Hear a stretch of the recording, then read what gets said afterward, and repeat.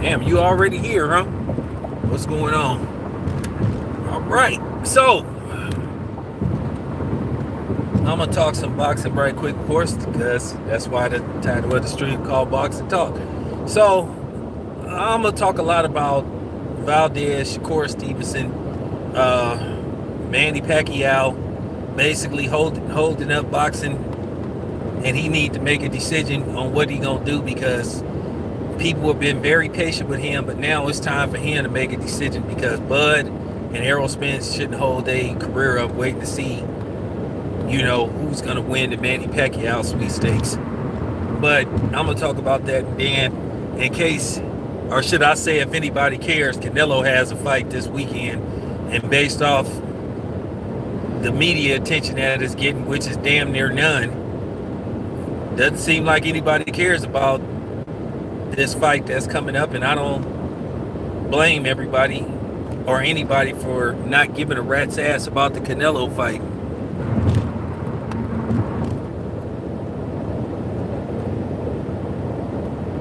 What? Man, I'm driving, man. I can't read that long ass sentence. You got to make these sentences short.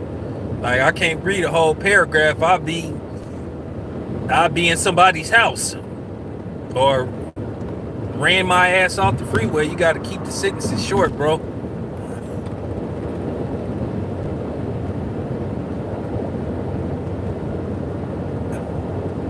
Nah, no harm, no foul. I'm just telling you, it ain't no big deal. I'm just letting you know. You just gotta keep them short because I'm like on the road and stuff.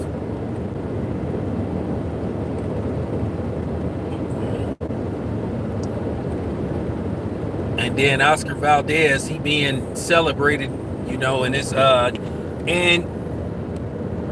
here's the thing with Oscar Valdez. Now you hear what his next opponent may be, possibly. I don't think that he gonna fight Shakur Stevenson right away. I think him and Shakur Stevenson both may get a fight or two, and then I think depending on how they look in their next couple of fights, Bob Arum is gonna try to milk that into a pay-per-view. You know, Bob Arum could possibly milk Shakur Stevenson and Valdez into a small-time pay-per-view. After all, he said that was the last fight in the bubble. I thought the last fight in the bubble was the last fight in the bubble. Oh, but maybe I missed something. Maybe I missed something. But apparently they want to start having fights, basically with spectators. So they're going to start looking for venues that will have live spectators. Now New York has just opened up.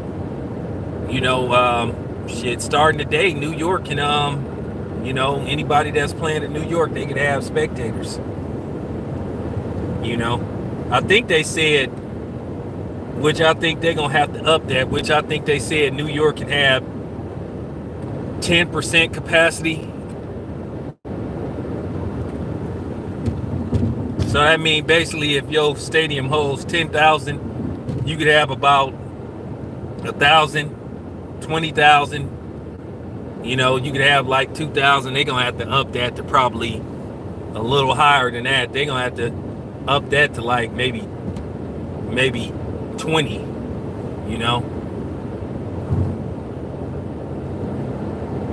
But yeah, they're gonna start looking for live venues and stuff. And they gonna make you start signing waivers in Texas. We still waiting on California to open up something.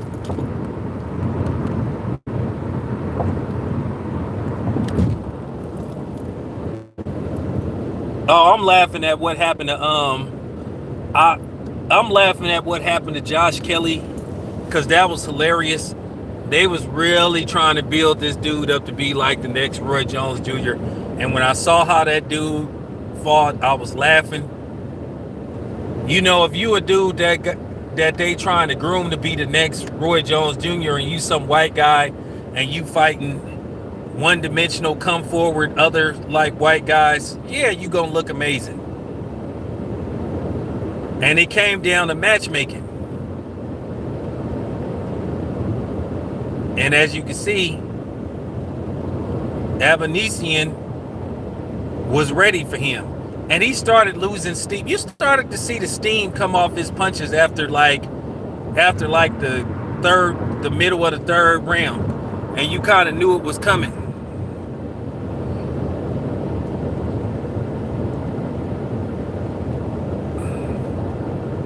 I've been saying that for the longest. The only UK boxer that was any good was, with the exception of, I'm gonna leave Lennox Lewis out. Lennox Lewis was with Calzaghe, but then Calzaghe didn't have the best resume in the world neither. But Calzaghe was good. I mean, I wouldn't say that he was great, but you know, because he had a questionable resume. A lot of people thought that worst case scenario, you know, that the Bernard Hopkins fight should have been, you know what I'm saying, maybe a draw. Some people believe Bernard Hopkins won that fight, so I saw the fight. I thought Bernard Hopkins won the fight. But, you know, I ain't no judge. It was a good fight, though. I thought Bernard Hopkins beat Joe Calzaghe.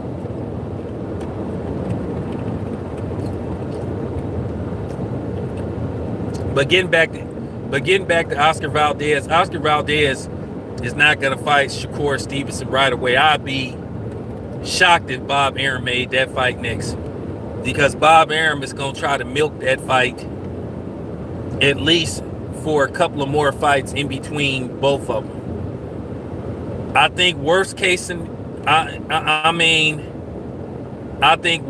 scenario, we might could get it, you know what I'm saying? We might could get it maybe sometime next year. Best case scenario, maybe the end of the year, but I don't think that fight gonna happen right away. Don't believe it whatsoever.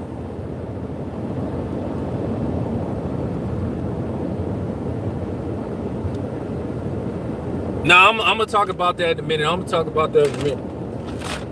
about Pacquiao versus Crawford or Spence in a minute. But you won't probably see, I doubt very seriously if you'll see Valdez and Shakur Stevenson this year. I'd be shocked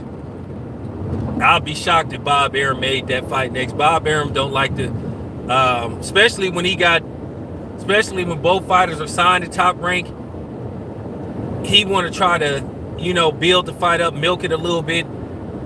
I think he want to possibly try to put that on pay-per-view.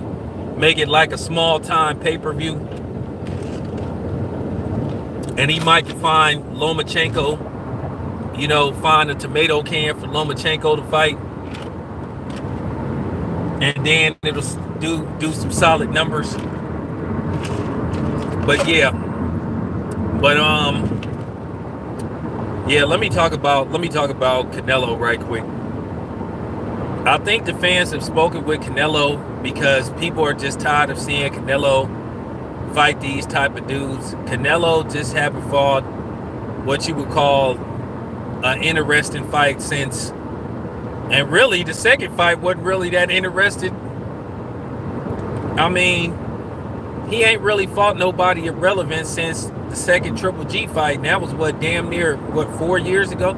I mean, he went and fought Daniel Jacobs. He beat Daniel Jacobs in a uninteresting fight because Daniel Jacobs fought like a dude. Valdez ain't beat no Shakur Stevenson. Stop it, man. And he just fought like, Daniel Jacobs fought like a guy that just came there to get his paycheck.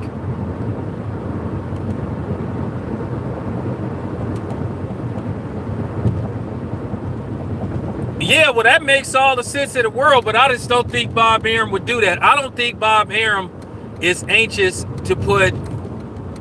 I just don't think he anxious to put dude back in the ring. I just don't think he's that anxious to put him in the ring right away with Shakur Stevenson, because it's a chance he would lose that fight. And when you want to have a potential pay-per-view showdown or a potential big fight, you want those two dudes to get a fight in between, or maybe two fights in between each other, and then you possibly set up a big time pay-per-view or a big fight. It's not like they're, you know what I'm saying? It's not like they in their mid-30s. Shakur Stevenson is like, what, 24? I don't know how old is Valdez. But Valdez is young too. So it's if you looking at Bob Arum and how he thinks, it's gonna be like, it's no rush to make that fight.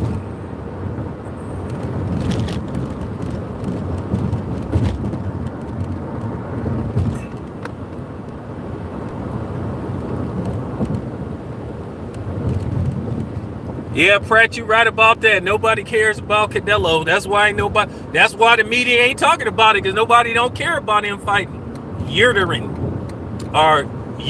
whatever his name is. His name should be Urine, because it's a piss poor fight. I think people starting to see the light in Canelo. Canelo is just flat out cherry picking. He ain't even trying to hide the fact that he's fighting uninteresting opponents.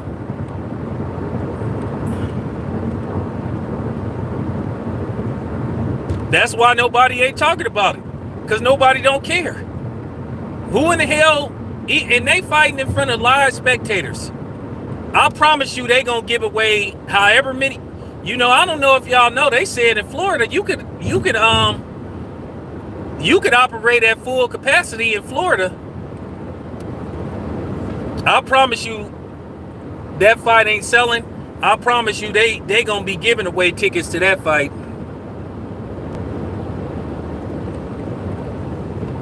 I promise you they gonna be giving away free tickets to that fight. I promise you they gonna be going to every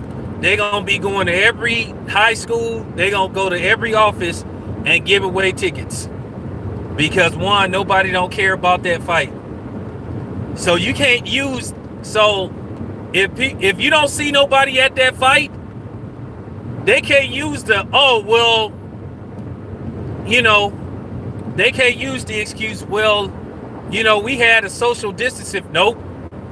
They said like way back in like November that Florida could operate they games at full capacity. And they fighting in a football stadium. Mark my words, you're going to see how many people don't show up at that fight. Yeah, I think Canelo is starting to lose his fan base. We going to see Saturday. I'm not covering that fight, though. I might stream it. I was shocked today, like, online credentialed me for this past fight. And the funny part about it was I didn't even apply for no online credentials. They gave them to me.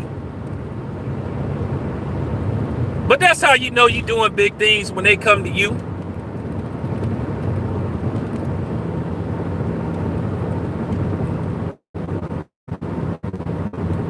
Yeah, they gave me an online they asked me and the homie Ego that we want to cover it. I don't know whether Ego covered it, but they offered me credentials, so I took the online credentials. Shit, why not? Not like I gotta jump on a plane, not like I gotta go somewhere, so I took it. And if they offer them to me again, I'm gonna take them.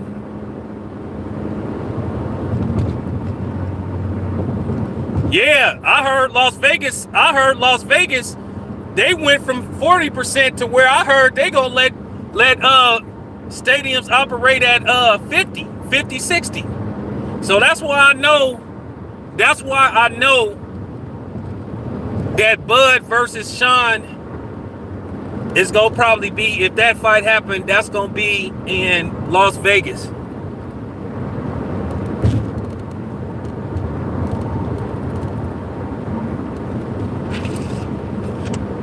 So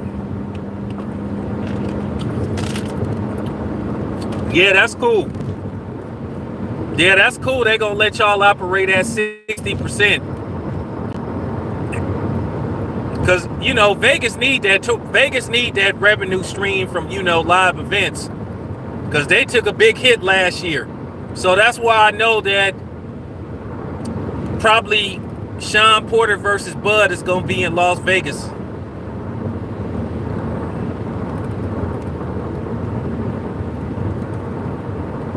Yep. Yeah, Pratt, that's true. A lot of them are, not all of them, but a lot of them are. But okay, let's move on. Now I got a good source. I got a good source that feeds me reliable information. So let me tell you what's the latest, what's the real, what's going on with the whole Errol Spence, the whole Bud, the whole Manny Pacquiao situation. Basically, it really comes down to Manny Pacquiao. Now they're saying that they got an overseas investor that's willing to put up to $50 million. But I'll believe it when I see it. Now Bud himself, he wants the Pacquiao fight because it's more money. It'll be his biggest payday. He's willing to take the $10 million. Now I know what people gonna do. They're gonna try to make videos saying, he'll take what Manny Pacquiao offering him, but he don't want to take the Errol Spence. Oh, fuck no. Why should he take 70-30 for Errol Spence? Errol Spence ain't no fucking pay-per-view star. Manny Pacquiao is a proven pay-per-view star. Manny Pacquiao is established. Manny Pacquiao is a first ballot Hall of Famer. Okay? When it's all said and done, Manny Pacquiao is the cash guy. There's no Mayweather. So of course. And let's not play no games. Let's not make it look like Errol Spence would get 50-50 to fight Manny Pacquiao neither. Manny Pacquiao is still gonna get a lion's share of the purse for Errol Spence. So let's just cut the shit.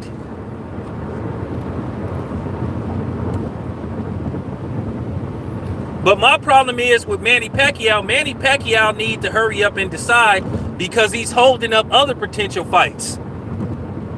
I think when it's all said and done, I think Manny Pacquiao is going to take Mikey Garcia. He going to fight Mikey Garcia. Then he going to take maybe another touch-up fight. And then he going to get up out of here. And then that's going to be it. Now, as far as the camps go, Freddie Roach and them, they would rather Manny Pacquiao fight Errol Spence because they think Manny Pacquiao would have a easier time beating Errol Spence than he would versus Terrence Crawford. Justin Forge and Manny Pacquiao, strength and conditioning coach, they want Spence. They keep saying that they wasn't impressed with his performance versus Danny Garcia. They see some holes. They believe that Errol Spence isn't the same fighter.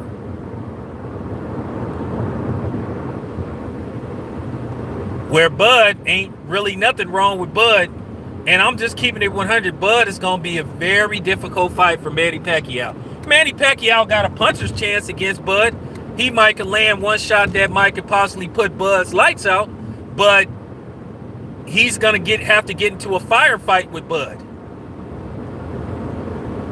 And I'm just keeping it 100.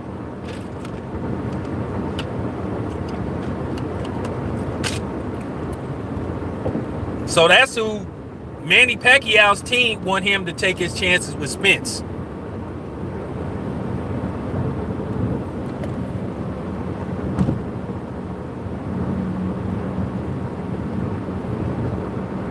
Well, Manny Pacquiao got of the week to make a choice because from what I heard, they waiting for these people. I don't even think Top Rank know who these investors is.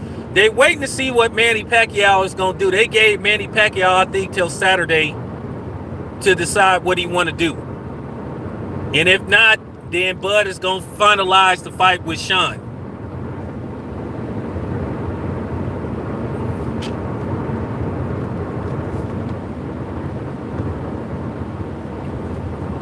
Don't believe what these people telling you.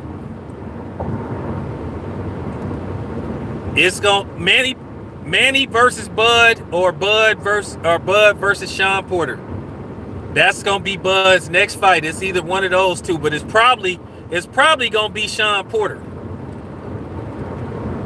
And then Errol Spence is gonna probably continue negotiating with Ugas and beat Ugas, and then basically hold up the Bud fight, hold that fight hostage again. Cause see,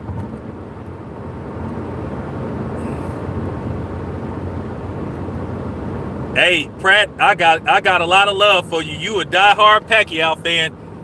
I'm gonna keep it 100 with you. All Pacquiao ain't beating no Bud. I'm just telling you that right now. Not at this point. Manny gonna be lucky if he finished that fight. I got Bud stopping Manny Pacquiao in 5 rounds. I got him stopping Manny Pacquiao ain't gonna last 6 rounds with Bud. That you gonna see the beat you gonna see the beast come out of Bud. I'm just telling you, hey, and that's cool. Stand by your boy. But I'm telling you now, Bud is stopping Manny Pacquiao, and Manny Pacquiao ain't gonna last 6 rounds with Bud.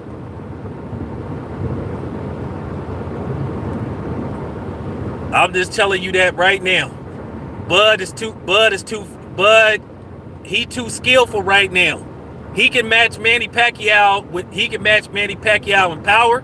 He can match him in speed, and then he got a sick ass. Manny Pacquiao is gonna have to get inside to try to hit Bud, and Bud could work that jab. Bud got a sick ass reach. Manny Pacquiao don't like rangy fighters.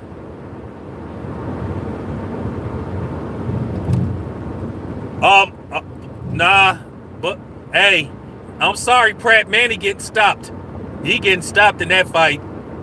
I'm telling you right now. No, I'm just keeping it a buck. He getting stopped in that fight. It ain't no disrespect towards Manny, but Bud too nasty, man. Bud no. And see, here's the thing. Now, everybody that's listening to this stream, that's gonna listen to this stream later on, I promise you, if Bud stopped Manny Pacquiao, Errol Spence really ain't gonna take that fight. That's why because let me tell you something now. And I know the Errol Spence apologists don't want to hear this. The PBC Errol Spence nut huggers, they don't want to hear this, but I'm telling you this right now.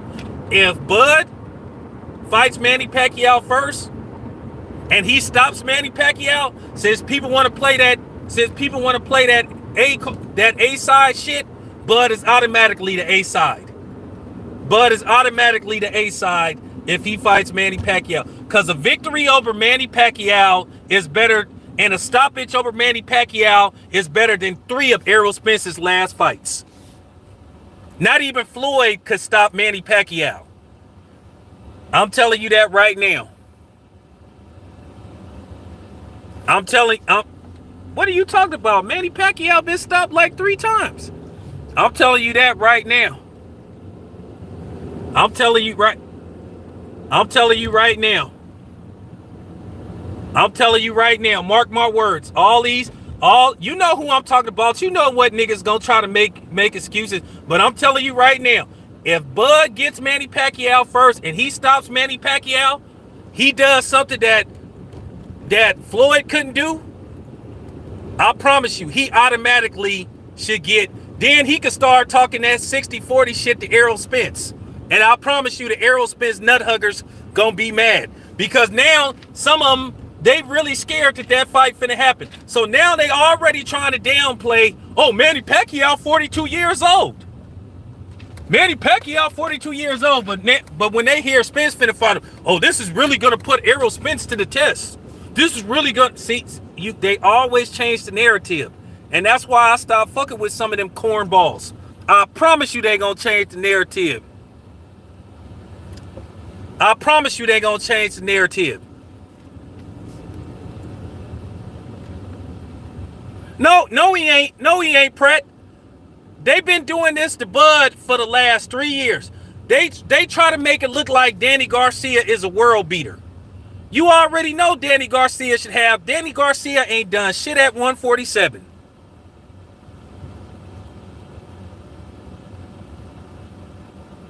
The excuses is coming. I promise you, some of these niggas gonna be making excuses. You know who these dudes is. You know who these dudes is. I promise you, they already starting to panic. They already starting to panic.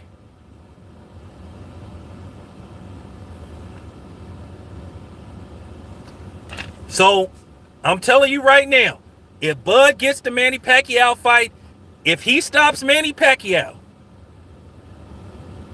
then he could run to Errol Spence and say, well, 60-40, because my victory over Pacquiao is better than your last 3 fights combined.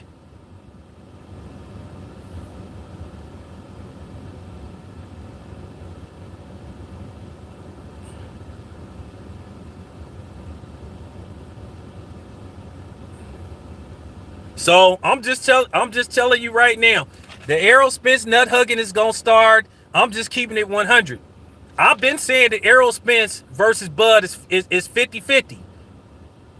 Everybody try to play that Bud ain't fought nobody, but Al wouldn't let Bud fight the niggas.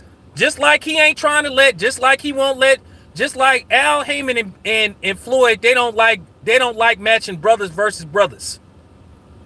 Cause Tank should have been fought Gary Russell Jr. But they want to keep lining Tank up with these Mexicans and shit.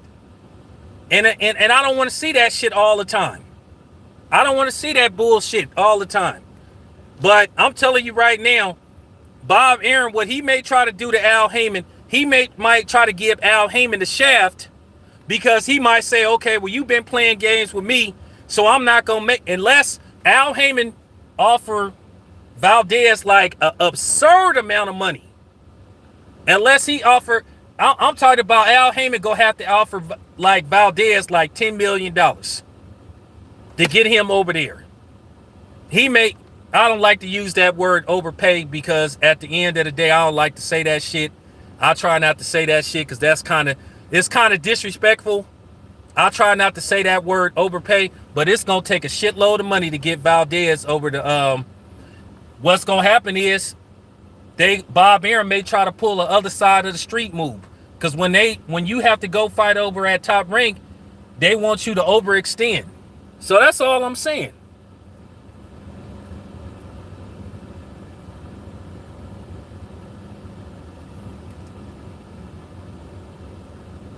So Bob may be like, the hell with that Al Heyman guy.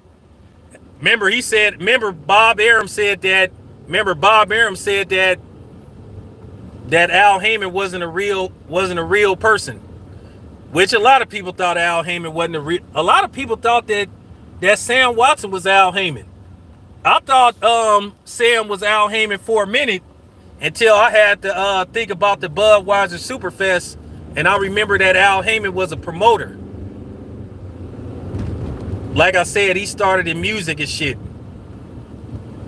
Like, if I'm not mistaken, Al Heyman messed with Drake. Y'all do know Drake's grandmother stay in Oakland. His Drake's uncle is that dude that sung One in a Million, Larry Graham. He from the town. But Drake's dad like moved to the South or something. But yeah.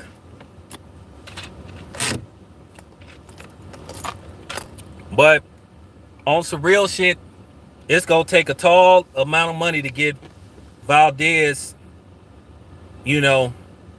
over the other side of the street.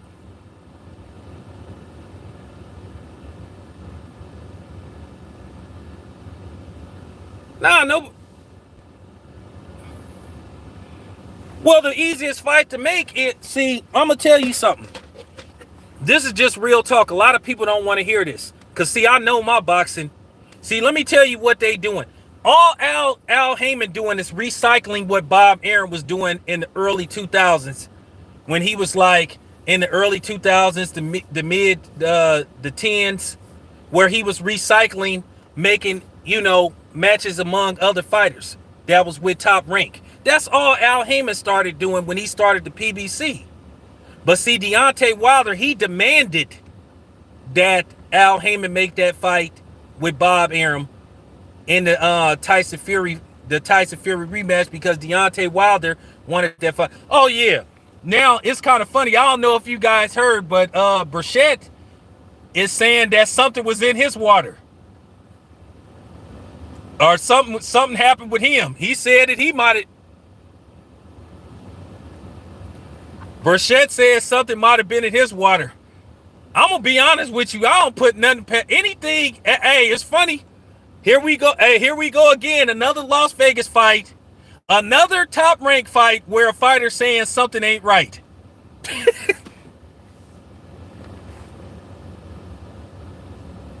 So now you got a Mexican dude said, hey man, I don't know, I didn't feel right.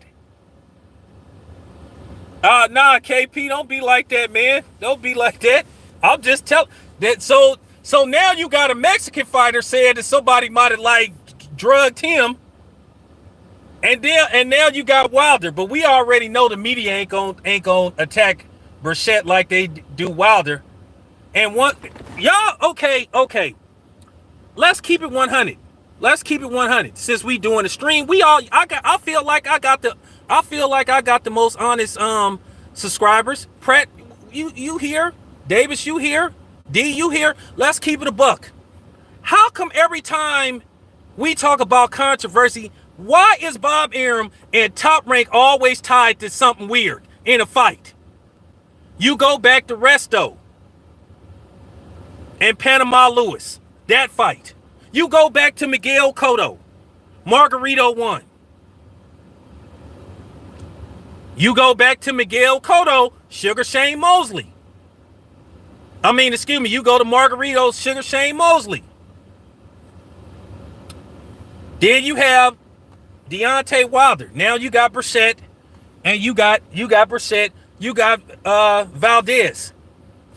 Why all these fights been promoted by Top Rank, or Bob Arum has something to do with them? I'm not saying nothing, but you do gotta ask questions. I told you. I don't suck up to none of these promotional companies. Then you got Lomachenko saying that Bob Arum paid off the referees and that he wasn't gonna win regardless. Can somebody please answer that question? Why is Top Rank always tied to fishy shit? And keep in mind, ladies and gentlemen, once again, town business on the job. This is what you other YouTubers don't fail to tell about Bob Arum. Bob Arum admitted that he bribed the sanctioning body to get George Foreman ranked the #1 contender so he could get the Michael Moorer fight. In a fight that he stopped Michael Moorer. Bob Arum admitted that, said that out of his own fucking mouth. One day I'm lying, the next day I'm telling the truth. That came out of Bob Arum's mouth.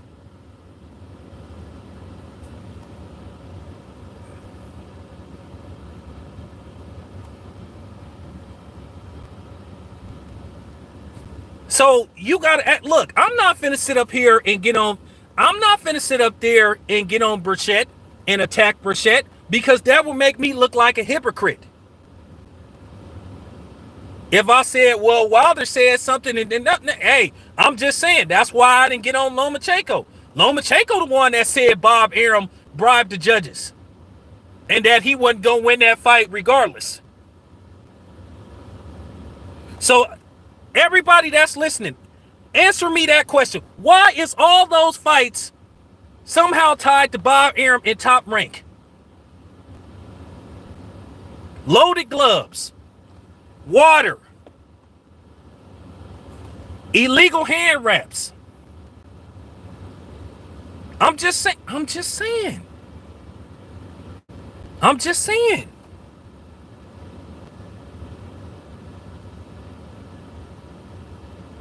I'm just saying.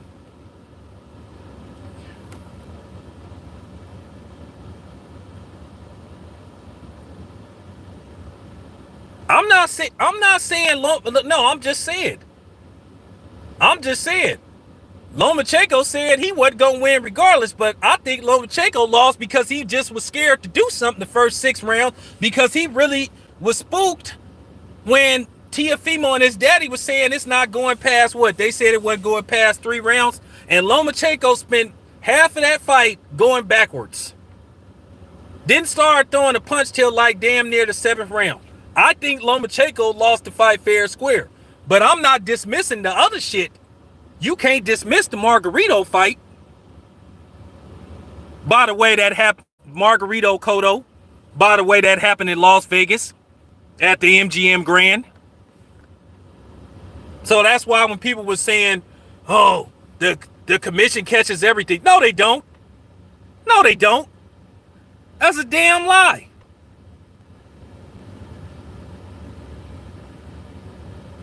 That's a damn lie. No, they don't catch everything. Because if they catch everything, how come they didn't catch them damn, how come they didn't catch that illegal shit that Margarito had in his gloves? How come Naseem Richardson had to catch that?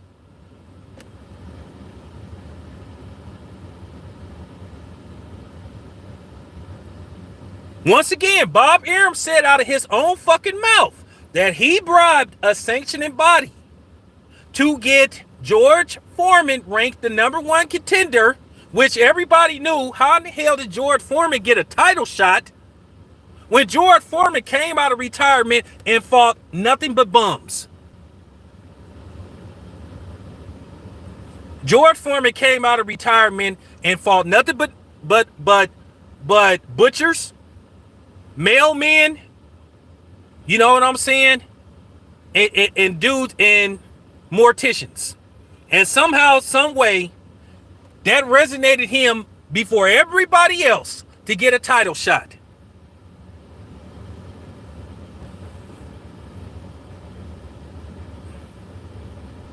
First of all, those dudes, let me tell you something.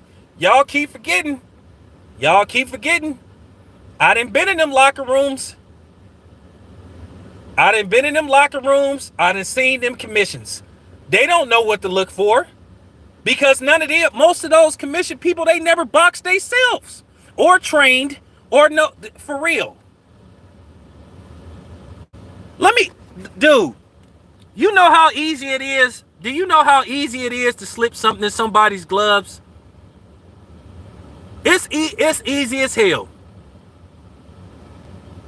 You could have, like, let me tell you something. You could act like something in your nose and shit. You could have something on the side. You could have something on the side of your mouth, and you could act like you got some snot coming out your nose, and you wipe your nose because you got a cold, or you could try to cough. You could have it on the side of your mouth. It's the same way them niggas in New York be having them razor blades under their tongue. You could sit up there and have like a nail or something or a tack or something on the side of your mouth, and you could say like, "Oh, I got a cold." And then you go. Next thing you know, it's in your hands.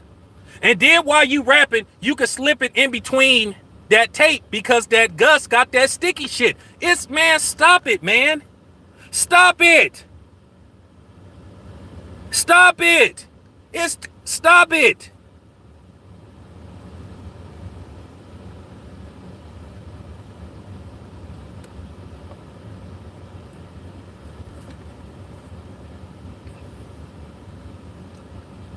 Listen, bub. I don't know who you is, but don't come on here disrespecting my channel.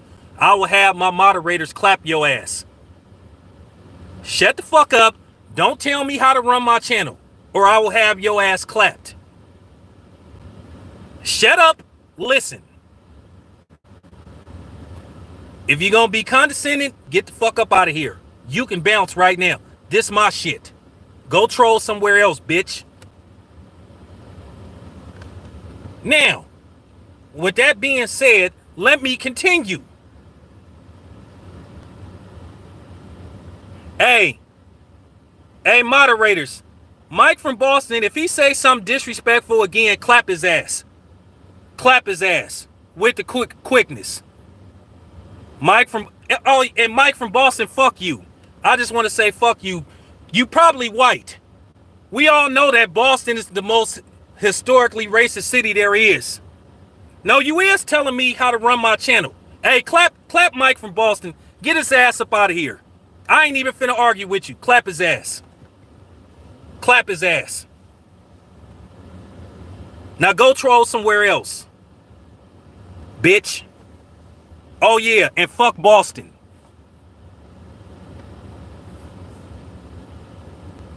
That's one thing you ain't gonna do. You ain't gonna come on my channel being condescending. I never talked about while they're being drugged. I don't know where you better go take that I'm white and I say so shit somewhere else.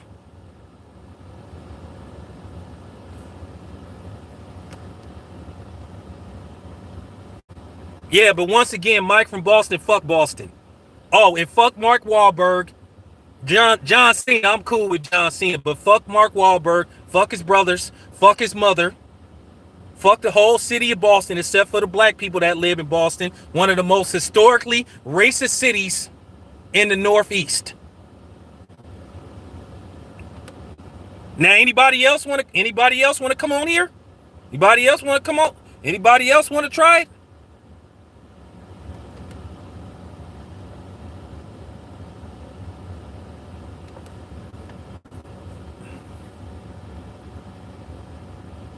What's up, Mr. Stacks? Hold on, man. I forgot to give Mr. Stacks a wrench. Sorry about that, bro. I should have been gave you a wrench. Man, God, these fucking people, man. Oh, yeah, shout out to Barry Bonds, man. And we got, shout out to Barry Bonds, man. We got to get Barry Bonds in the Hall of Fame, too. Man, never got caught on paper using anything. Still won't put him. Man, still won't put my dude Barry Bonds in the Hall of Fame. But, you know, it is what it is. Politics, as usual. Nah, it's cool, Pratt. It's all good, man. Appreciate it, man. Just like I said, if somebody come here, clap their ass. You know, but you know what I'm saying? But anyway. But all I'm saying is getting back to the fishy shit. I'm just saying, anybody that do content. I just gave y'all a laundry list, a grocery list of strange shit that's been tied to Top Rank and Bob Arum. Just weird shit. That's all I'm saying.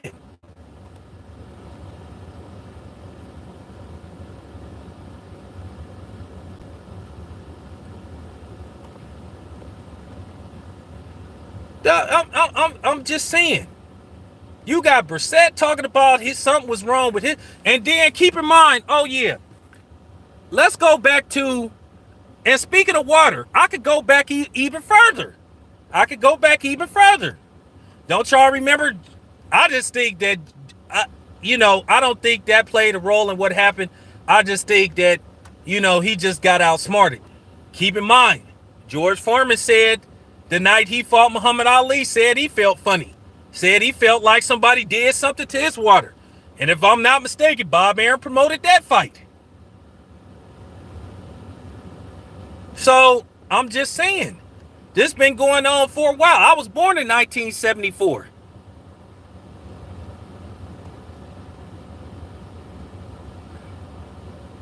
Hey, get rid of this other dude. I see the trolls coming out.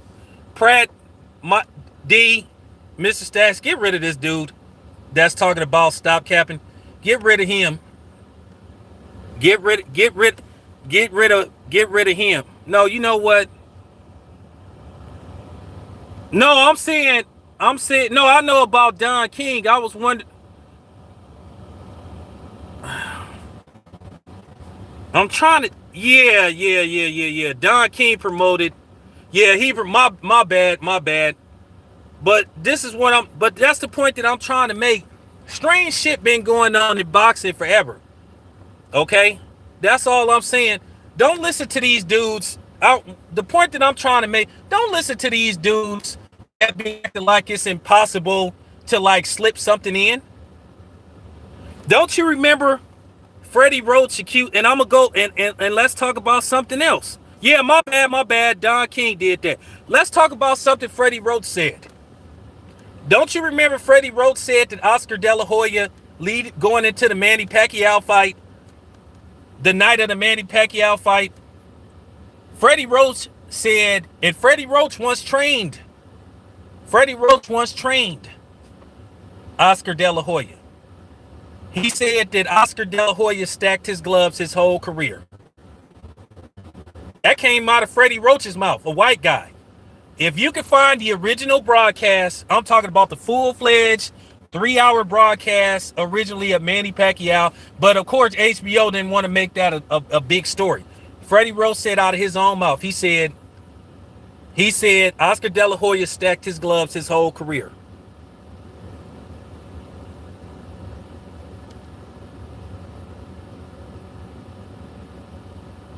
Yeah, I remember when Coach Richard said, remember, Trinidad was talking about he wasn't going to come out. Trinidad was talking about if he had to rewrap his hands, he wasn't going to come out. He wasn't going to fight. And they told him, well, you ain't going to get paid. See, I remember this shit. You know, I remember all this shit. It was like the original broadcast of Bernard Hopkins, Felix Trinidad. You know, they wasn't like talking like, you know, they made it a little quick side story. You know, they talked about, well, you know, Team Hopkins made Trinidad rewrap his gloves because they said he had too much Gus tape on.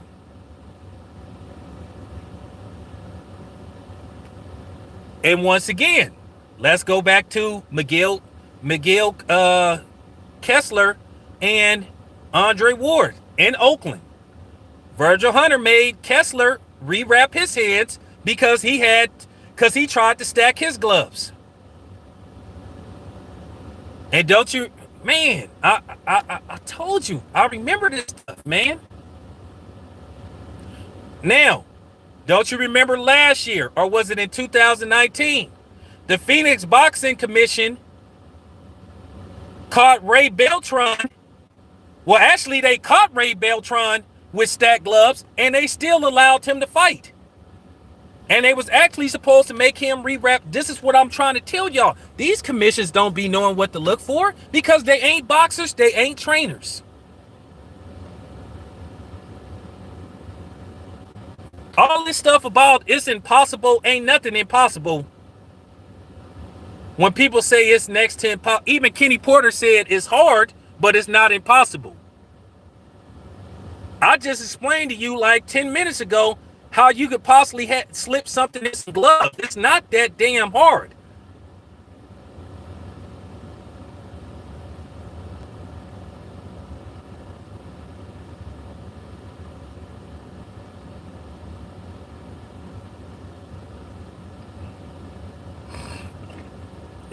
Nah, KP, they don't know their own damn rules, man. That's like, man, okay. I'll give you an example. Okay, I work in the food industry. Right? I'm in a union. I'm in a Teamsters union. Now, when you do order selecting, they have a certain way they want you to put together the pallets to shit. So a lot of times they'll bring in these supervisors and they'll tell you how to do your job and they ain't never did the shit before in their life. Like, how you gonna tell me how to put together an order and you ain't never order selected in your entire life? You just know about management. Get the fuck out of my face. Don't say shit to me. And that's what I do. Don't say nothing to me, dude. Don't say nothing to me, dude. You ain't never picked in your life. You ain't never order selected in your life. So don't tell me how to build a pallet and you don't know how to build a damn pallet yourself. That's what you have in the boxing commission. Most of them ain't never boxed before in their life.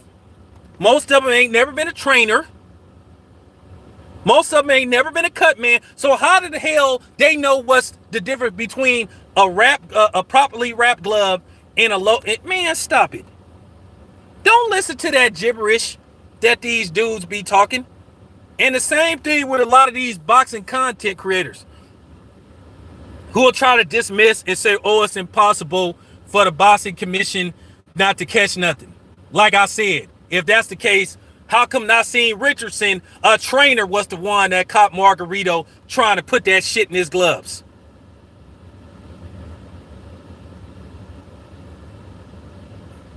It was that dude's dad from the Resto fight who saw that the gloves had been tampered with. It was the referee that caught Tyson Fury in the Christian Hammer fight with his thumbs out of the glove. Oh, appreciate that, Davis. It was the referee. It was Virgil Hunter that caught Miguel Kessler with his gloves stacked. Don't listen to these dudes.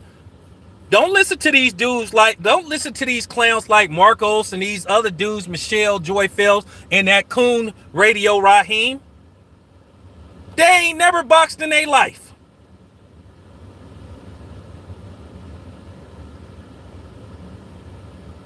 It's not impossible.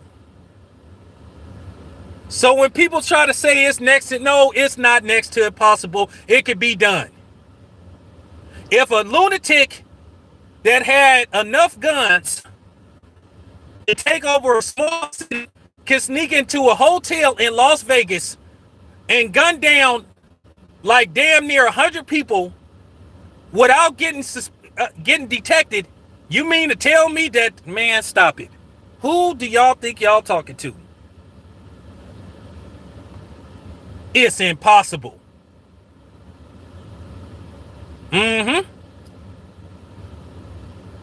It's impossible. Okay. It's impossible. Freddie Roach already said it's not impossible. Said Oscar De La Hoya stacked his gloves his whole career.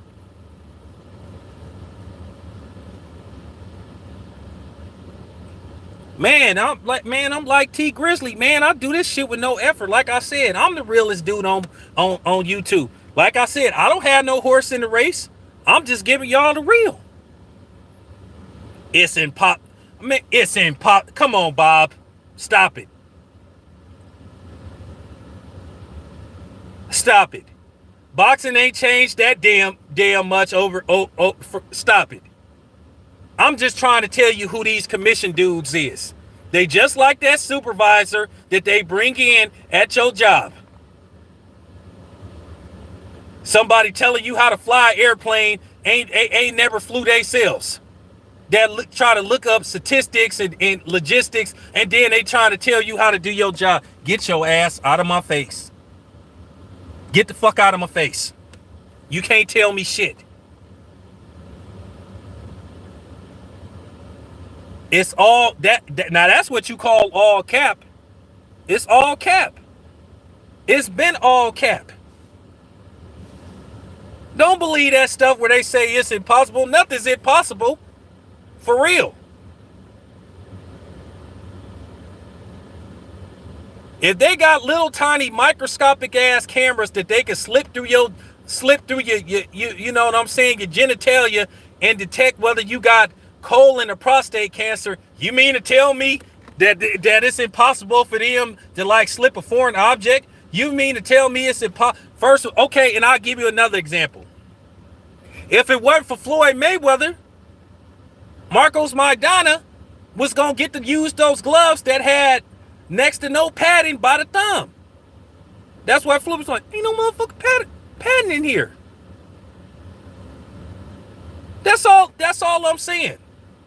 And what was the first Maidana fight? What, 2013? Only 8 years. Come on, man. It's man, like I said, man, I'm naming names, man. Stop listening to these media clowns, man. That lie to y'all, that want to just, they pick and choose who they just want to discredit. Let's just face the fact. Most of these media people, yeah, I'm gonna say their names. Most of these media people like Marcos, whatever his name is, those dudes are kiss asses. They company man, but a lot of them don't like black fighters. A lot of them don't like black fighters. They will root for anybody but the black fighter. Marcos is a suspect racist because I told you that little shit he said when I first, like, you know what I'm saying, when I first started covering boxing.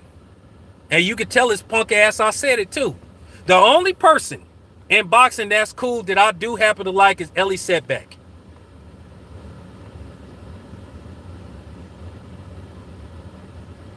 So you could tell Marcos I said he a fucking racist. He a Mexican racist, and like I said, and he a kiss ass, and that's that, and he a company man.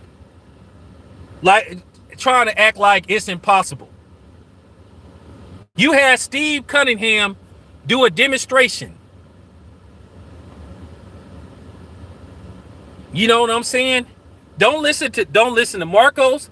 Don't listen to that racist Jody, that white supremacist Jody that worked with the Mayweather channel. That dude is he was a super Trump fanatic. Yeah, Marco Villegas. That other dude, he okay. That other dude, I forgot what his name is. Y'all already know how I feel about Dan Rayfield. All of them dudes are suspect. They root for anybody but the black fighter. Because I'm putting that out there.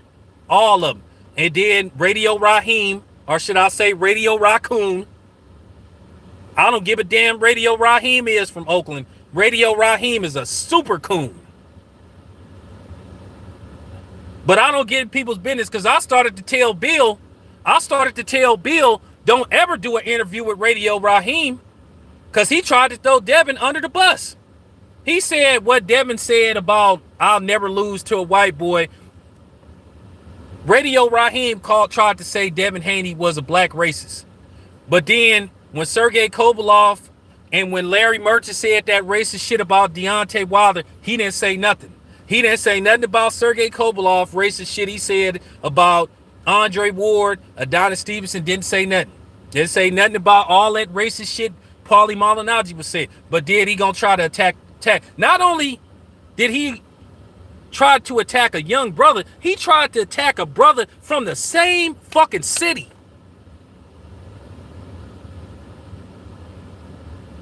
Radio Raheem from North Oakland. I'm from the East. Me and Bill is from the East. Bill is from deep East Oakland. I'm from East Oakland. Oh yeah, and Steve Kim. Steve Kim is a bigot. Steve Kim is a racist. He used to be messing with Carissa Shields on a regular basis. Now I've interacted with Steve Kim, even though I didn't like what he said. Steve Kim know who to do that to. That other dude, Michael Montero is an extreme racist. Michael Montero didn't let people openly come on his channel and say the N-word and don't tell them, don't say that. And then Dougie Doug, that's another coon. He a coon. Now the dude that worked with Ellie Setback, I'm gonna have him on my show. Tyler, that's my dude. Sean, with Fight Hype, Sean is cool. Hey, what's up? Sean is cool. Sean is cool. And it was another dude that I was cool with. He was like a Spanish dude. And then it was because I know all them dudes. I know all of them. But like I said, Marcos is a flat out racist. Marcos hates black fighters. That's why he was sitting up there, you know what I'm saying, trying to say that Canelo is the pound for pound best fighter and you can't argue about it. Why can't we argue about it? Because Canelo Mexican like you? Pino Boxing, I only talked to that lady like a couple of times. So I've never, she never gave me a bad vibe. It's a Filipino lady.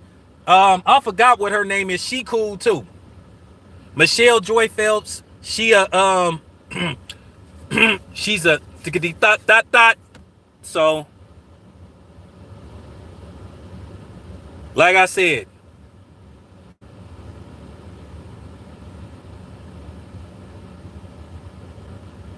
now Ellie is cool. I don't have no problem with Ellie. Ellie is cool. Ellie just a dude. Ellie is a dude. This is Ellie. Let me tell you Ellie's setback. Ellie's setback is I don't want to make nobody mad at me. Whatever the fighters say, that's what they say. And I get it, and that's cool. Some people say Ellie need to be more aggressive, but nah, Ellie is Ellie. That's why everybody like Ellie.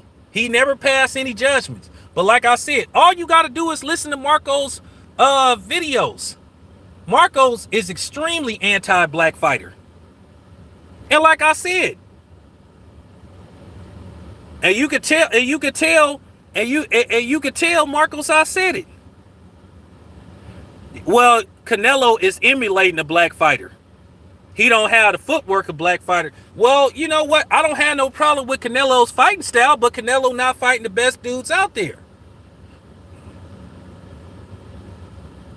Floyd Mayweather beat Canelo's ass so bad to where Floyd Mayweather beat Canelo's ass so bad to where he made Canelo start emulating his style. And I guess that's why he don't want to fight another slick black boxer again. Yeah, say what you want to say. Say what you want to say. I don't think Canelo ever want to fight another fighter like Floyd again, because that was just Floyd humiliated Canelo. And Floyd was 36 at the time. Floyd was 36 at the time. And people could holler about Canelo was weight. And that's another thing. Like I said, it's always the excuses. Canelo asked to come in at that weight. Floyd didn't put a rehydration clause in that contract. Y'all keep forgetting Canelo was what? Canelo ballooned up to what? Almost 170 pounds?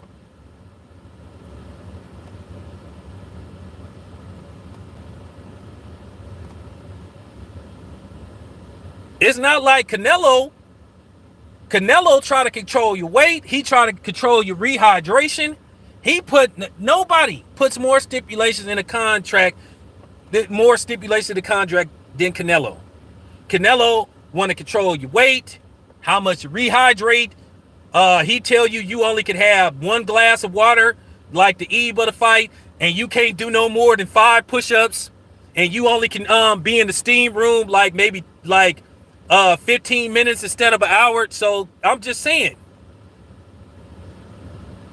Canelo stipulate the hell out of you. I'm just saying. No, he do. I mean, for real. Canelo got washed. But I'm just saying. I'm just saying, but all the excuses came too. And if you look at Marcos over the years, Marcos then became more whitewashed than a little bit.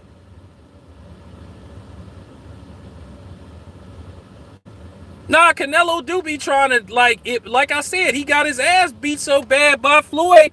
Yeah, he be trying to bob and weave, but he don't have the footwork. He don't know how to use it. He don't know how to shoulder roll. He don't know how to do one thing. Look, I want y'all, this is real talk. Say what you want to say about Floyd, coon and no coon, but Floyd, as far as technique go, watch Floyd's fight with Diego Corrales. One thing about fighting Floyd, you never knew what type of punch he was going to throw. That's why he had Pacquiao so confused. Man, that fight with Diego Corrales, he had Diego Corrales so confused to where you could see the frustration. Whenever Diego Corrales thought Floyd was fit to go to the body, Floyd had come with the check left hook. And when he thought Floyd was coming with the straight right, then Floyd would go to the body. Or Floyd would hit him. That's what Floyd used to do to his opponents. He had you so confused, you wouldn't even know what to do. He had Diego Corrales like just puzzled. And that's why Diego Corrales was looking the way he was looking.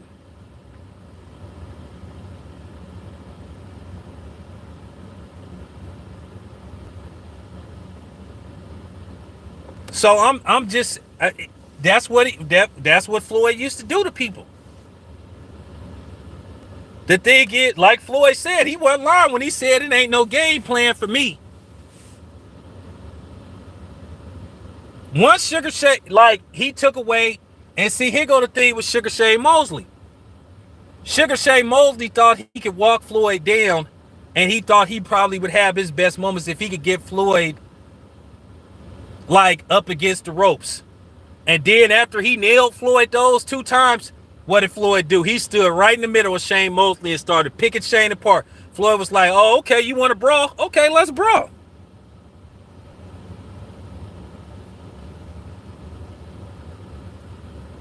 Man, Arturo Gatti was like a video game. Like, he had Shane confused. Like, Shane thought that Floyd was going to be backpedaling. And he thought he would have opportunity to walk for Floyd still right in the middle of the ring. And he started picking Shane apart.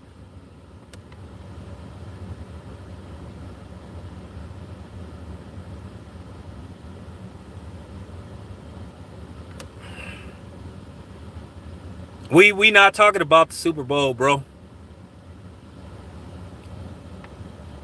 I'm gonna tell you something. I'm gonna tell you something. This real talk. I watch, despite what we think of Floyd, I watch Floyd fights every month. I watch the Canelo fight. I watch the Cotto fight.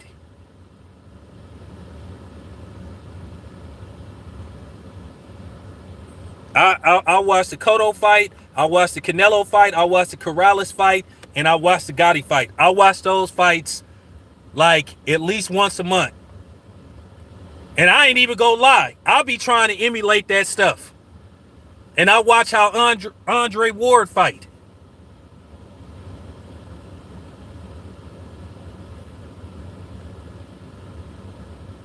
Cause like I said, that shoulder roll ain't as easy as people think it is. Hey, for real. Ask Josh Kelly. Ask Josh Kelly about that Ask Josh Kelly about that shoulder roll. Cause he tried to use it and he got his ass whooped.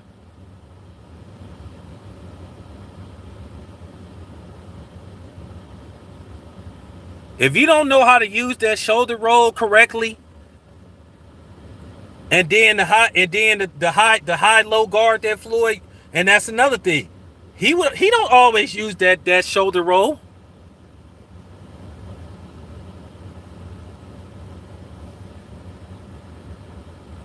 You know the thing with Sweet Pea, he was a defensive genius. The only thing about Sweet Pea, he wasn't a big puncher. I think if Sweet Pea would have had at least Floyd's power, at least he probably never would have lost.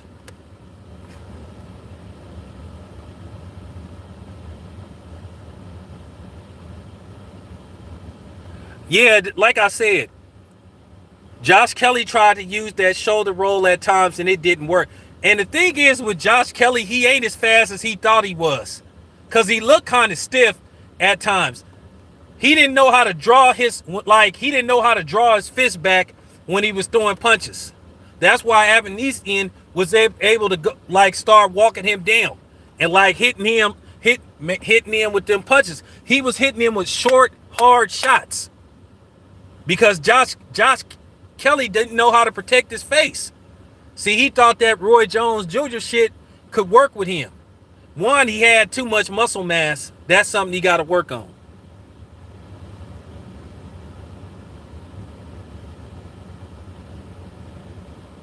Troy, that's my dude. But I told y'all 2 years ago that Josh Kelly was a fraud.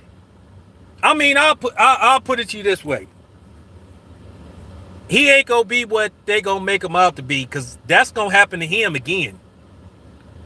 That's gonna happen to Josh Kelly again. I promise you, he gonna get, cause dude was finna sleep him. That's why his corner threw in the towel, because he was finna get hurt. He was finna get hurt. What's up? Yeah, dude was finna get hurt. And I was just like dying laughing because that put a smile on my face because I remember like about 3 years ago, people was pumping that dude up and telling me it was a dude from the UK. And he wasn't a bad dude. He wasn't a bad dude. He wasn't, I don't think he was a racist or nothing. But he was just saying, watch, he was saying, yeah, he said the LDBC gonna become big fans of Josh Kelly. And I looked at that dude and I said, well, let me see who this dude is. So I looked at him and I wasn't impressed at all. Of course you gonna look good, and this is just boxing 101. You always look good depending on what type of ideal opponent they think your style fit. They kept putting him in there with those nostalgic, come forward, white European fighters that he knew he could do that to. Because a lot of people thought that he lost to Ray Robinson. A lot of people thought he lost to Ray Robinson. So they kept putting him, you got to understand something. They do that with dudes that they trying to build up. Why you think they kept matching Triple G with all them?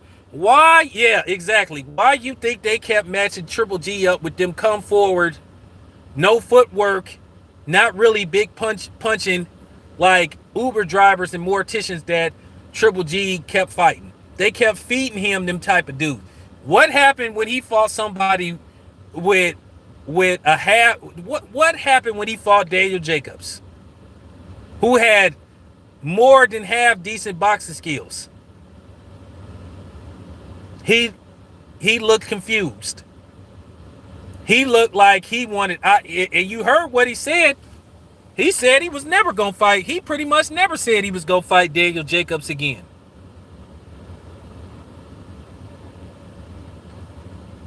So you gotta remember that they don't really start putting you in difficult fights until they feel like you ready. Because most of the time they don't put no fighter. I'm just gonna be completely honest with you.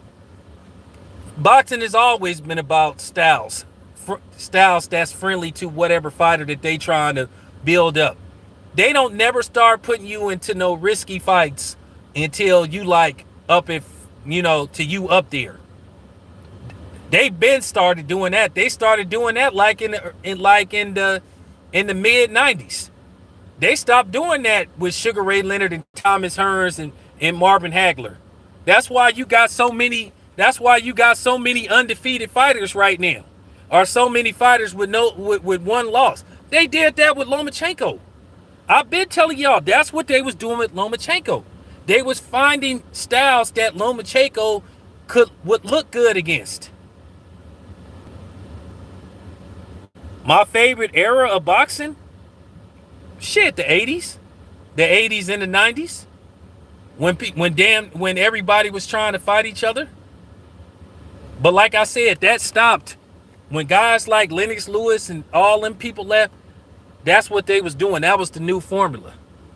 And then everybody started to try to emulate. And now what you got now, they saw what Floyd did. So now everybody trying to emulate that. That's why Teofimo is talking stupid the way he talk.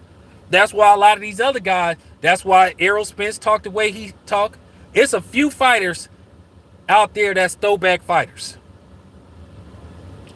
I think Bud is a throwback fighter. I think there's a couple of other people. I think Wilder is a throwback fighter. Wilder will fight anybody. He'll fight anybody. Like I said, that's what you have now. To be honest with you, since Floyd Mayweather, has Canelo really went after the best guys that was out there? He had a life and death fight with Lara. And we already know that a lot of people thought Lara won that fight. Mostly everybody thought Lara won that fight. Canelo ain't really went after the best guys that was out there. He knew Daniel Jacobs had some flaws. He knew Sergey Kovalev needed the extra money to pay off that chick, whose nose that he busted. and beat her dog's ass, which once again, that's media for you. Nobody talked about that. Nobody talked about that, but everybody talked about this thing with Deontay Wilder. Nobody talked about Sergey Kovalev, but everybody has something to say about Floyd and the issues with his kid's mother. So there you go once again. So I'm just saying.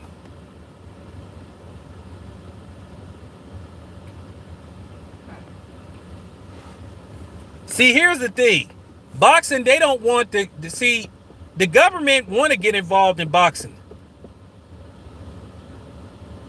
They just trying to find a way how to. Because see, I'm going to tell you now, once the government get involved in boxing, that's when you're going to see stuff change. Like I told you. But that's the new formula that these fighters are using now. They using the Mayweather formula. None of these fighters really want to take risky fights anymore. And it's not the end of the world. It's not the end of the world if you lose a fight. Us media people, that's what we do.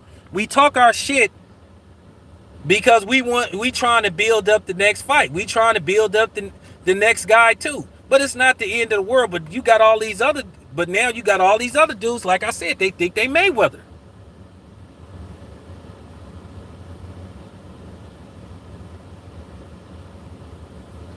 Well, like I said, keep in mind, Canelo went over Oscar De La Hoya's head to get that Lara fight. Because Oscar didn't want to make that fight. But Oscar made sure that Canelo got the nod. And this is what I've been saying about Canelo. This is what I've been saying about Canelo. When you fight Canelo, you automatically down like 4 rounds. And you just have to try to catch up. Now I will say this much, Canelo got a sturdy chin. I've never seen Canelo like seriously hurt in a fight. Like I'm talking about, I done seen him get like stunned a little bit. It's a difference between being stunned, being rocked, and seriously hurt. Floyd got stunned by Sugar Shane Mosley in the second round of that fight. Had Shane landed that punch a third time, Floyd would have been in serious trouble. But I give Floyd credit, he shook it off. Floyd got stunned by Chop Chop Curly. I think Manny Pacquiao woke Floyd up when he landed that hook, but I don't think Floyd was hurt. He woke Floyd up. Amir Khan, when he got blasted by Danny Garcia, he was knocked out cold. Hitting his head on the canvas woke him up. Yeah, Floyd did put in that work. Floyd went after the best guys out there at that time. Another thing, let's dispel something. I'm finna dispel this shit about Floyd. I'm finna dispel this bullshit about Floyd too. Like I said, some people criticize Floyd for whatever reason. Some people do it because he black. Some people do it because he considered not black enough, and then of his persona. But when people try to say Floyd didn't go after the best dudes out there, before Floyd moved up the welterweight, Floyd called all of them dudes out. He tried to fight all them dudes. He tried to fight Prince Nazim Hamed. Didn't want to fight him. He tried to fight all those dudes when he was at a smaller weight class. He asked for Sugar Shane Mosley, but Sugar Shane Mosley moved up. He had said back then he would move up to fight Sugar Shane Mosley. Sugar Shane Mosley said he got a toothache. So he tried to fight. He called out Costa Zoo. He tried to fight all those dudes. They wouldn't fight him. Which I would have enjoyed seeing Floyd beat the living hell out of Prince. Man. He tried to fight all them dudes. They wouldn't fight him. So at the end of the day, when you trying to fight those dudes and they won't get, this is what I'm saying about Bud. He's tried to fight those dudes. And you got these niggas that make these excuses about, well, he on the other side of the street and all that type of shit. It's bullshit. Floyd tried to fight all those dudes. I know my boxing. I never missed a Floyd Mayweather fight. He tried to fight the best dudes that was out there. So that's a misconception when you hear these people say he wasn't going after the best dudes out there. He tried to fight all them dudes. He called out Costa Tzu, called out Prince Nazim Hamed. He called out Casamayor. He called out all them dudes. They didn't want the smoke. So what is you supposed to do when you constantly trying to fight these dudes and they won't get their ass in the ring with you? That's the same thing with Bud. And then you had the audacity to try to say to somebody fighting bums when you can't get none of them dudes to get in the ring with you.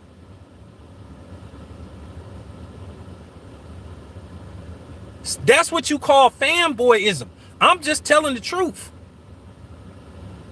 So how you gonna try to say he didn't try to fight none of those dudes when he actually did? Go look at Shane Mosley. He said, I got a toothache. He said, I'm gonna just try to get my tooth fixed right now. So, you know, right after Costa Tzu beat Zab Zuda, Floyd said, I'll fight Costa Tzu. Costa Tzu didn't want it.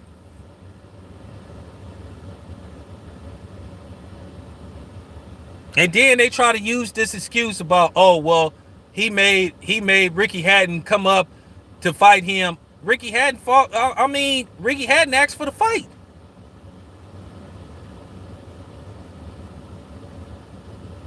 So that's all I'm saying. I'm just breaking this shit down for you. Floyd tried to fight those dudes. You can't make people get in the fucking ring with you if they don't want to fight you. But you will have these clowns that'll make these videos saying Floyd didn't fight nobody. Because I'm gonna tell you the real reason why these morons make those type of videos. You know why they make those videos? Because they know that those white supremacists and those racists gonna watch those videos. Because they hate Floyd because he black. Not because it don't have nothing to do with the woman stuff. It don't have nothing to do with that. They just hate him because he is a successful black fighter. My issues with Floyd is just some of the hurtful shit that he said pertaining to the black community when he flat out lied on the black community and said that we didn't support him and said only Mexicans bought his fight. That's a damn lie. I'll tell Floyd to his face in front of his entourage. But Floyd watches my videos.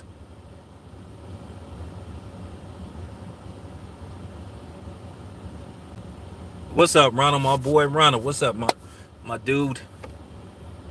So, like I said, this is fact.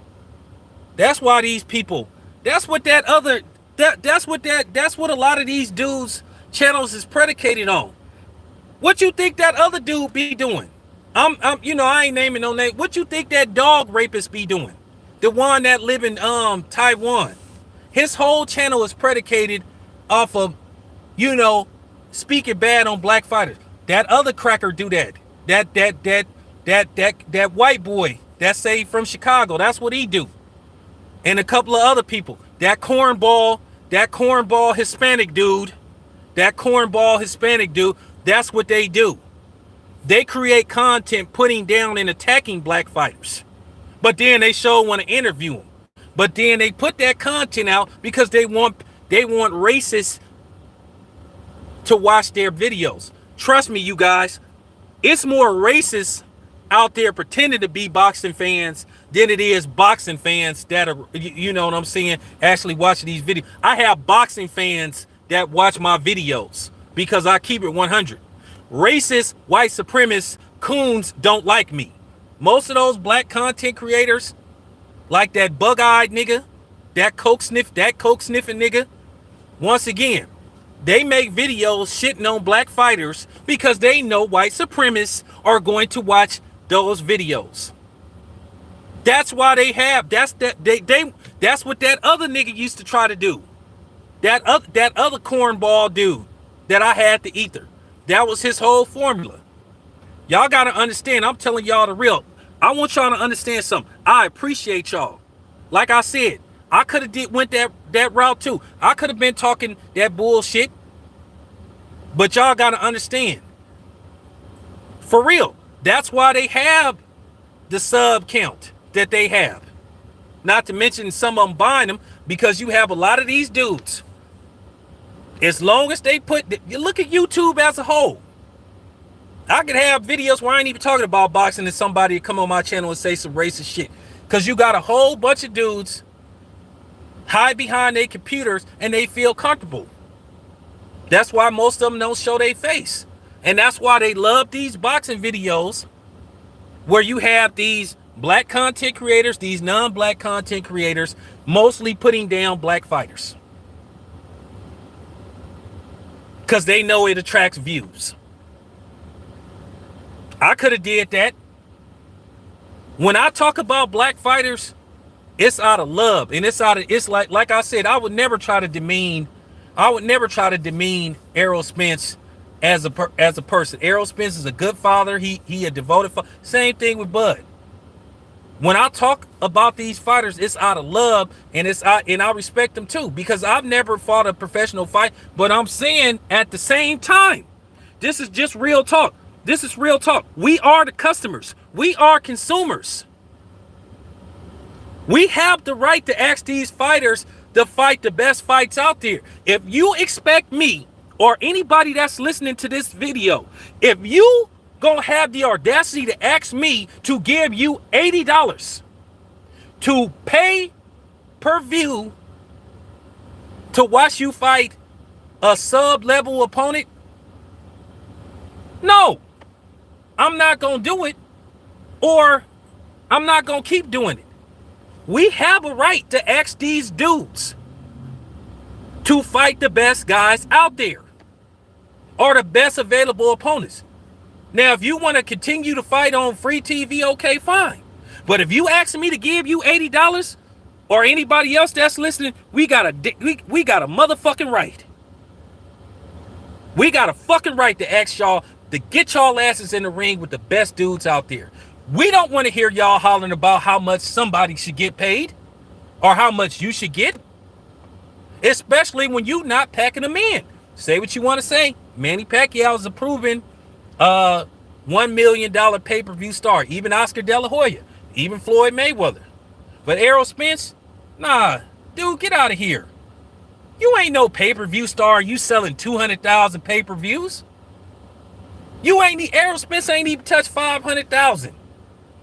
They've been inflating. Yeah, I got a problem with that. And then you trying to lowball another dude in Bud.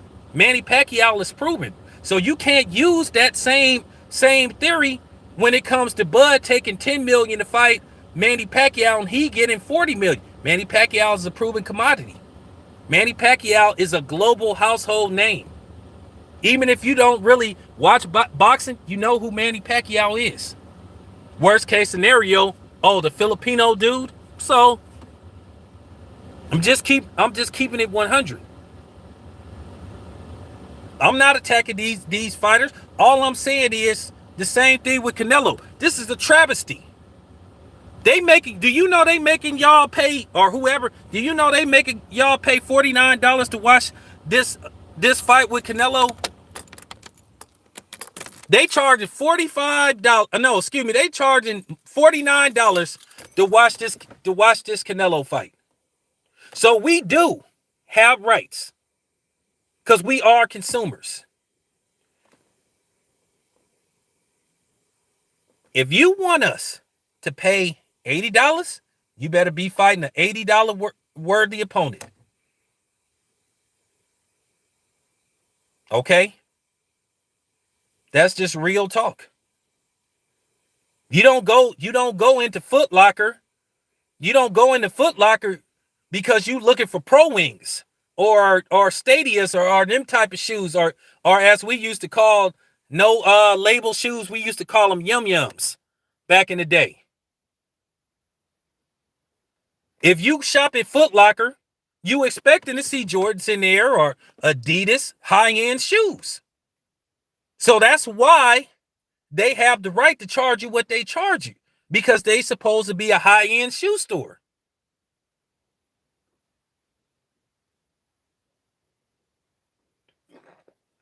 So that's what I'm saying. We have it. That's what I'm saying. We have every right. They charging you like $50 to watch that Canelo fight. Why? Which I told y'all for the people that was listening, I told y'all that DAZN subscription shit was capped. I told y'all they was gonna start trying. Man, they gotta pay Canelo $300 million. And then Canelo took it, and then this is why I know Canelo wasn't really trying to fight the best guys out there. He got out of Golden Boy, and he got offered a 3-fight deal with PBC, and he said no.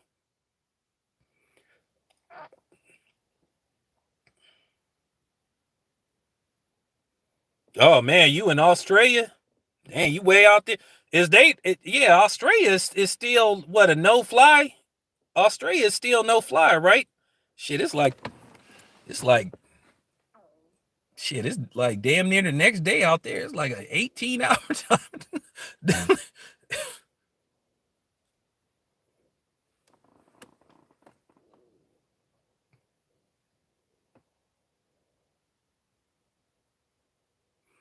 Yeah, but that's what I'm saying. We the consumer. Yeah, that's what I thought. Yeah, we the consumers. We have, like I said, these promoters ain't finna tell us, oh, buy this fight, and then they'll say, oh, well, I ain't putting them back on pay-per-view because I didn't make no money because you put a bullshit fight on pay-per-view. Sean Porter versus Bud, I'll fork out $70. But I probably ain't gonna have to fork out $70 because I'm going to that fight more than likely. Bud versus Errol Spence, I'll pay $80 because that's a fight we want. And I'm gonna tell you right now, like I said, I'm gonna say it again. Errol Spence ain't got no business trying to make us pay to see him fight Ugas. Because to be honest with you, the Danny Garcia fight shouldn't have been on pay-per-view. So I'm just and like I said, that fight didn't do no 300,000. That fight didn't do remotely 300,000.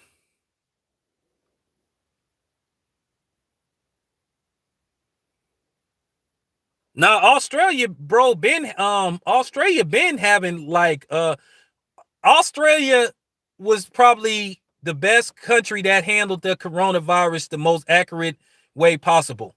They was having live events like shit. They was having live events like in September. So shout out to Australia. But yeah, they had. Well, you know what I'm saying. So I'm just keeping it 100. I like it a little bit. Not like, I don't like follow it like that. I used to root for the Williams sisters until I found out until I seen how they are, outside of tennis.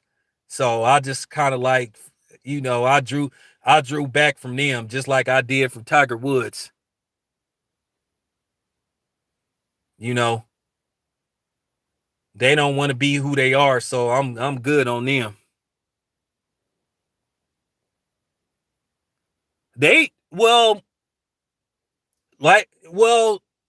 In South Dakota and Iowa, I don't know if you know, in Iowa, the governor of Iowa said you don't have to wear a mask no more.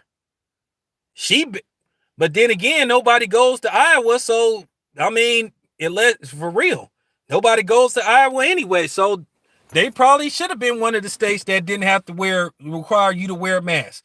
Nobody goes to Iowa or Wyoming or South Dakota. What vacation? I mean, for real. This California. I'm in California. Everybody come to California for something. Everybody go to New York for something. A lot of people go to Pennsylvania. A lot of people go to Georgia and Florida. So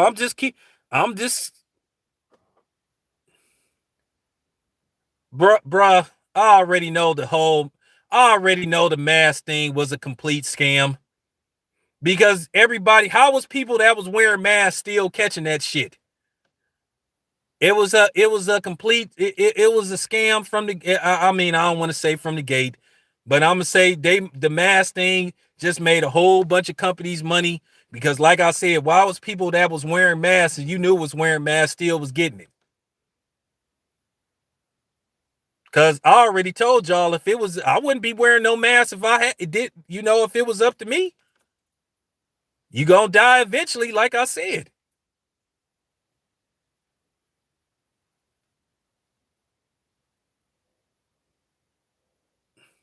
Well, Davis, if you don't want to take that vax, I gotta be careful because I can't. They had that, they have them um algorithms that listen for you to say certain words.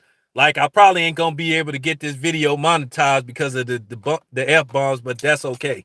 I'm leaving it up.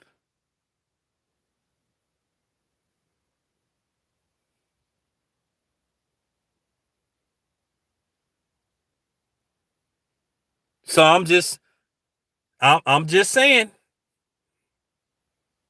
I'm just saying.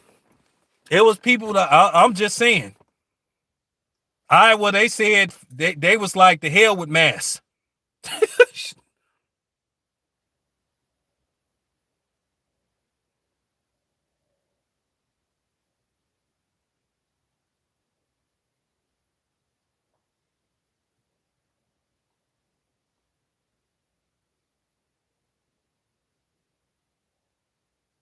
Hey, what's up, Coco the Don? Appreciate that. Wait, Mr. Stacks, what is that again? Can I find that? Can I find that on Can I find that on the net? Cause I'm definitely gonna look at it. Cause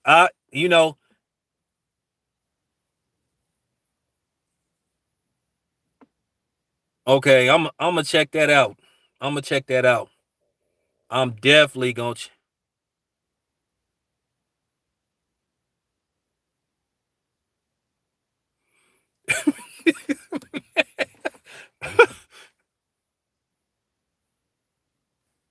Oh, I'm definitely gonna check that out. I'm definitely hey, Mr. Stacks, I got a video coming out later on today. Cause speaking of conspiracy, I need somebody, and I'm gonna say this before I end this video because my battery is going low. It's at 10%. Can somebody please explain to me after 2 years why we don't know nothing about what happened with Nipsey Hussle? I mean, that nigga been in jail forever. We ain't heard nothing about the case. We ain't heard no when there's a trial. We ain't heard nothing. I'm wondering, is the nigga still in jail? It's been 2 years. I've been saying that what happened to Nipsey Hussle was planned. Y'all got, if they come, look, Davis, on March 31st, which is my grandmother's birthday, will be the 2-year anniversary of when Nipsey Hussle was tragically shot and killed. They supposed to have caught the nigga that did it, but we ain't heard nothing about a trial. We ain't heard nothing. They would have did something by now. They say, everybody say he was the trigger man. We ain't heard nothing. I know that the police have been harassing Nipsey Hussle forever when he had that store. They tried to run in that store several occasions without search warrants. Talking about they got a call. Nipsey couldn't have, they knew Nipsey didn't have no gats up in that store. Nipsey told everybody absolutely no guns in that store. And it was a pattern too. It was a pattern. Nipsey Hussle used to be there on Sundays. Unfortunately he passed on a Sunday. For those who followed my channel, who've been on my channel for a while, I made several videos where I went to that Marathon store. This before it happened. Okay? And I was trying to catch Nipsey because I was trying to get an interview with him. And they would always tell me, come here on Sundays. And y'all know I'll be doing them fights. And y'all know after Saturday night, I'm gone. I'm not staying till Sunday because I had to get back to Oakland because I work on Sundays. Well, they say Sunday he'd be out there. Well, he passed on a Sunday. He passed on a Sunday. And then I did videos after he passed explaining the whole layout of that Marathon store because, as y'all know, I've been there several times. Because the store is right on the corner of, well, it's right behind it is a gas station. Right behind it is a gas station. And it's on Slauson. It's on Crenshaw and Slauson. Right behind it is a gas station. It's an alleyway. It's a Fat Burger. It's something else over there. The dude that did it, if you look at the film, he walked up. He had an escape route. He had all that shit. Nigga been sit. Yeah.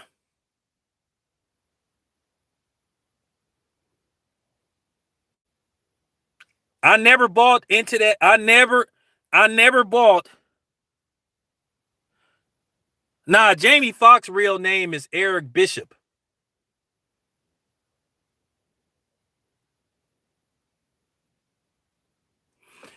It was Christopher Darden. He was the same dude that tried to prosecute OJ.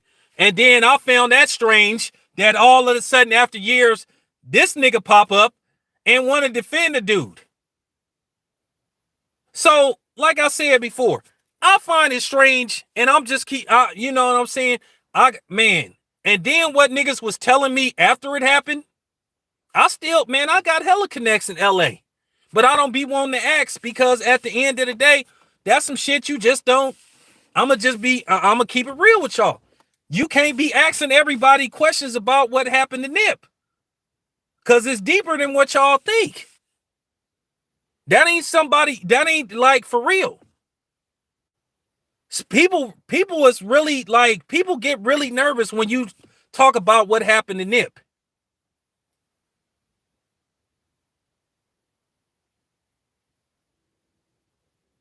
He is.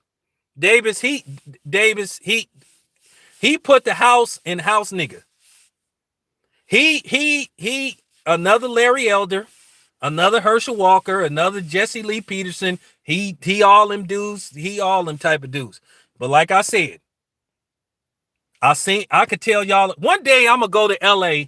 I'm gonna go to LA and I'm gonna go to Crenshaw and Slauson. I'm gonna go right back to that spot where it happened, and I'm gonna turn my camera on and I'm gonna let you do a step by step how I know that shit looked like it was planned.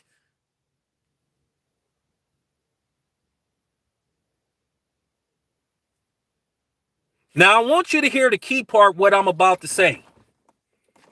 Nipsey Hussle had all his boys with him.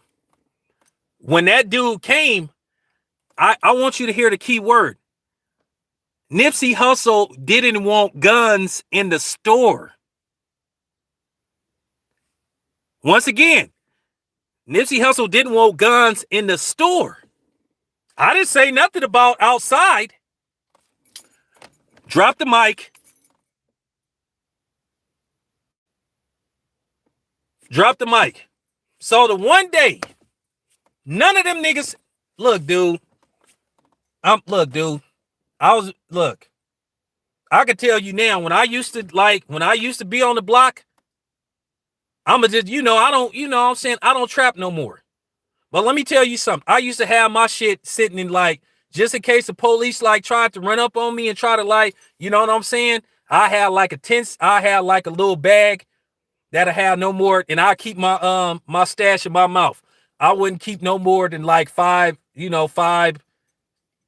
dimes on me. So if the police ran up, I could swallow it. And I have my gat, in a paper bag. I have my burner in a paper bag or have it behind a rock or something. So just in case they ran up and try to do a quick sweep. But I could tell you this much. If a rival crew came up and tried something, we'd be ready. So that's all I'm saying. The one day, the one day, nobody bust at that dude. Nobody had nothing. And it's hella, man, look, I go to LA all the time. LA, it ain't hard to get dude, it's not hard to get a thing out there. It's not hard. So nobody that day, once again, I said no gas wasn't allowed in the store. I didn't say nothing about no cars. I didn't say, that's all I'm saying. That's all I'm saying.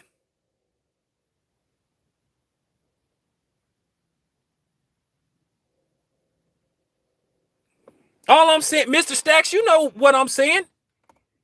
So nobody that day was able, even after dude popped off all them times, it'll be just, dude, I done been to that Marathon store. I know some of them dudes, just random dudes would come in there. Even, man, I'm just saying, bro.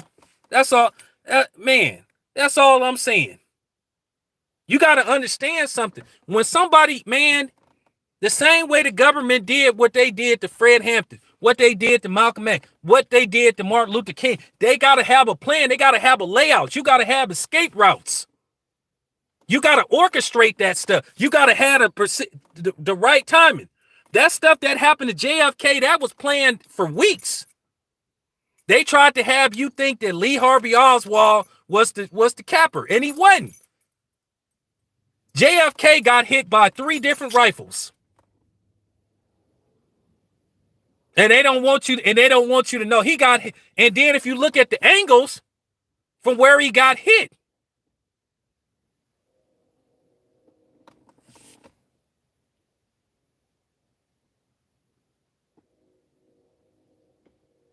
so that's all I'm saying.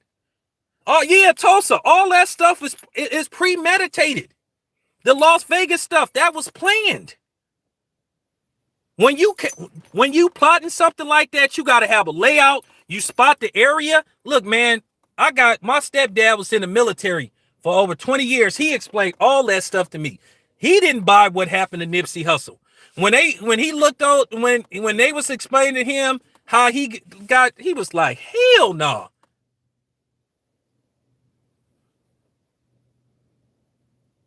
All I'm gonna say is, Eric, I don't want to name no names, but it's some names who people think has something to do with it. And that's all I'm gonna say. That's all I'm gonna say. Thank y'all for listening. I'm out.